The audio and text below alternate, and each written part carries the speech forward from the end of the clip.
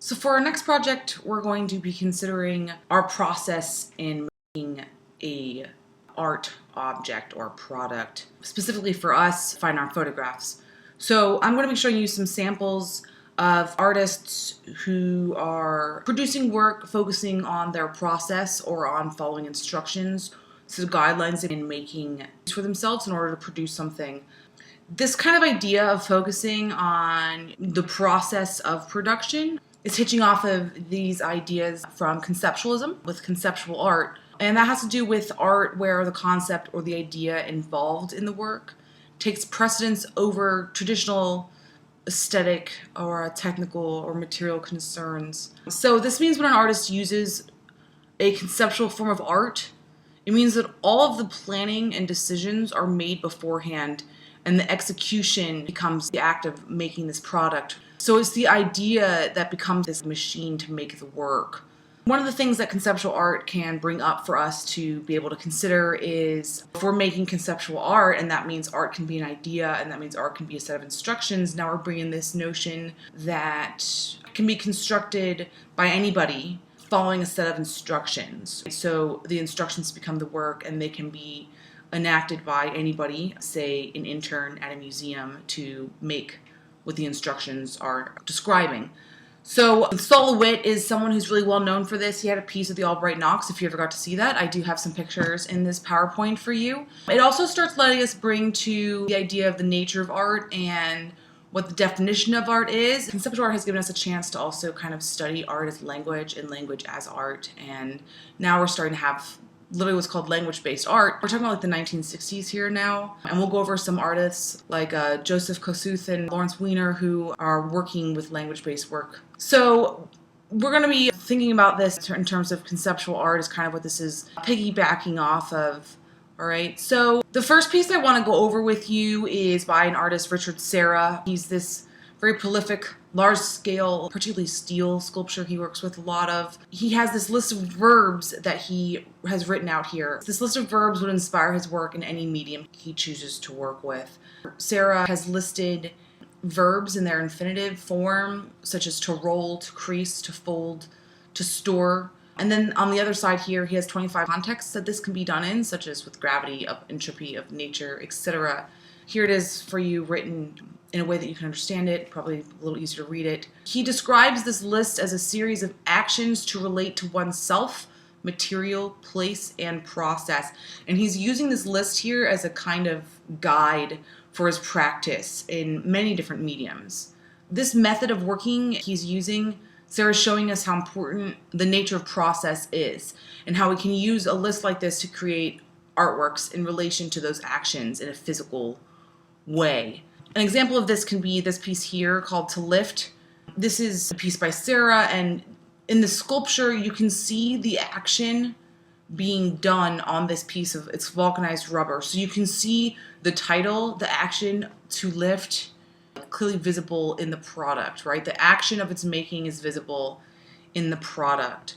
Another piece here, he's really well known, I said before, for working with steel and metal. So he has these castings and splashings. This is 1969, where Richard Serra is flinging molten lead into the intersection between the wall and the floor. And then when it hardens, he has these corners that he's made from splashing in the corner. Some really clear examples here. The next example I have for you is called Oblique Strategies. It was made by a musician and a producer, very well known, Brian Eno, and his friend, a painter, Peter Schmidt.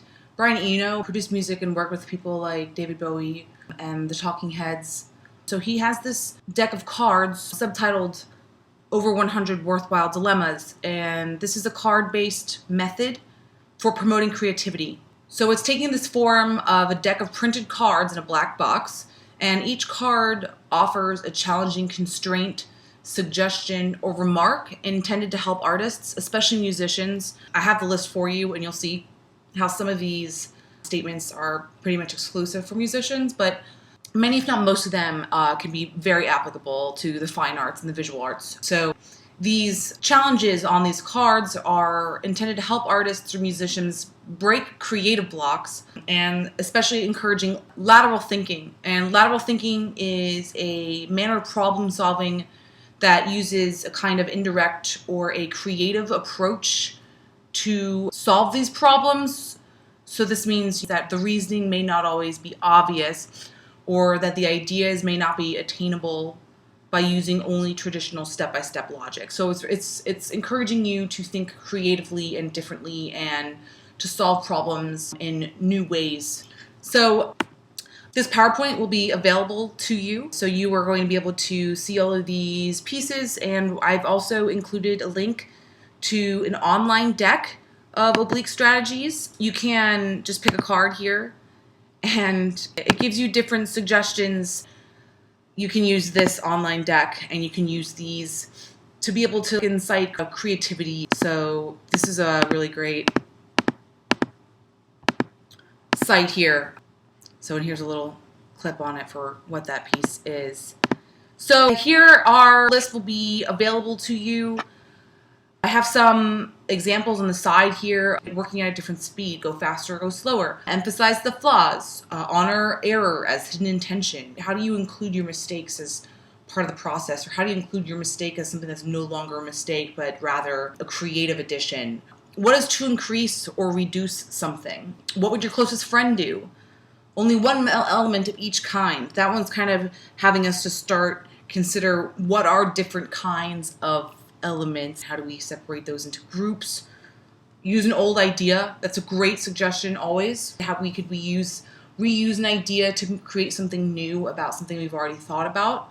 It's a way of reworking old projects to make them better or to make new work aligning with similar ideas. Asking your body, what would your closest friend do? What would someone else, how would they decide to do this? And try to do it like they would. Again, kind of having you reevaluate your process as well as changing your process.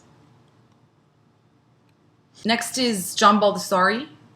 He was a teacher in California. He recently died. He was really, really old, and his work is awesome, and I really encourage you guys to look into some of it. But his work reflects his interest in process-based approaches to art, as well as his own conceptual approach to art making. These class assignments, along with many of his other pieces, are generally speaking instructions. Some are more or less specific, imitating Baldessarian actions and speech. It's like very similar to the last slide where I said, what would your friend do, right? What would John Baldessari do? Putting a new canvas over an old painting. Again, the idea of reworking something without starting over, or what is the idea of starting over with the old still there? New canvas over old painting. That's different than starting a new painting, right? Composition based on the duration of 1 gallon of paint. What is the duration of time of a gallon of paint? Does that have to do with how long it takes for that whole gallon to dry out? Does it have to do with how long the gallon takes to drip slowly out at a certain angle? Maybe it has to do with how long it would take for somebody to be spreading a whole gallon's worth of paint on a wall with a roller. These are like very abstract ways of thinking. So when John Baldessari is considering his own work, his concerns have to do with art making, specifically his interests for language structure and arbitrary games. So he's interested in rules that we follow to get to a result. One of these samples can be following the rules of a game to be a winner, or following the rules that structure language in order for you to understand my words, right? So we all follow a similar structure to make sentences so that we can communicate with each other, and they usually involve verbs and nouns and right, what have you. So I'm following the rules of language for you to understand me. And these rules are pretty arbitrary if you think about it. And the second they're changed, language becomes different. So he's interested in this, these rules that we follow in life. And this has been a key element in his conceptual works in the 1970s. So what I'm talking about here can be seen in this piece, throwing 3 balls into the air to make a line. So the title is the action. They are the guidelines he's following. And then these images are the products. We know exactly what he's doing. He's throwing 3 balls into the air and photographing it, attempting to make a line with the balls. And he shows them as 36, because that's how many was in a roll of film. So this is showing this following rules that I'm talking about. Here's another example, throwing 4 balls into the air to make a square.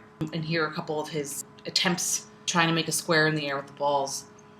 Really quirky, process-based work, and I would suggest you looking into some more of his pieces.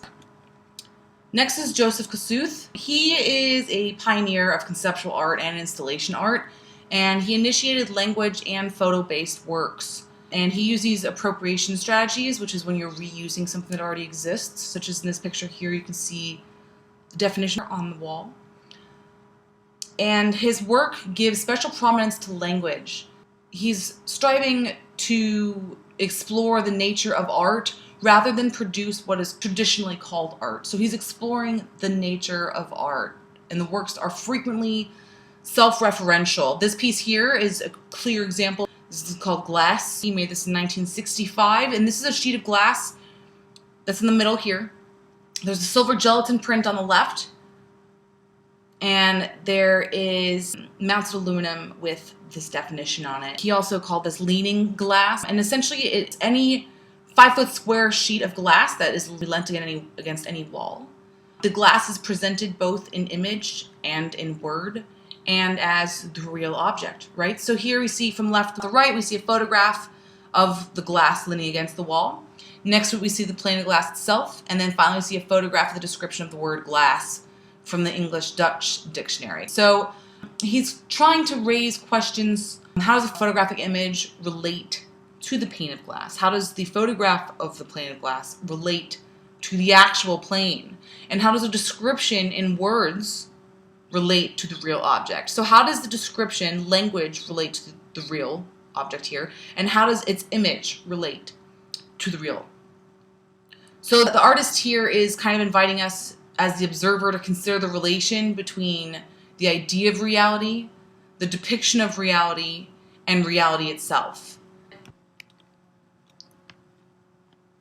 Here's another sample of a photograph of the object, the definition of the object, and the object itself. Definitely something he's really well known for is this specific type of work. And they're always shown together. Every time he gets a new chair at a new museum, they rephotograph that chair for its picture. So it's always very specific. Again, since I mentioned how conceptual art has brought language as a medium for art, we can work with Wiener here, who's this conceptual artist, and he's one of the central figures for the formation of conceptual art, and his work often takes the form of typographic texts. He's been using language as the primary medium of his work since the 1960s, all around the same time. Usually his text is presented in capital letters. He has structures that consist of language or text fragments, often accompanied by graphic lines or marks, and sometimes also in many different languages. So LeWitt is a really important conceptual artist, also a really great favorite of mine. Conceptual art is hard to define, and whether the art movements are determined by their age or their style, conceptualism is more concerned with the artist's ideas. And one of the artists who focused on concept over construction was Sol LeWitt. We're looking at the early 1960s here. He became very well known for these wall drawings. So LeWitt produced more than 1,200 of these wall drawings. There are these geometric drawings that are installed on walls, usually in museum institutions or something, following instructions issued by the artist to assistants. And these works can be produced by anyone provided with the instruction and obeying those instructions.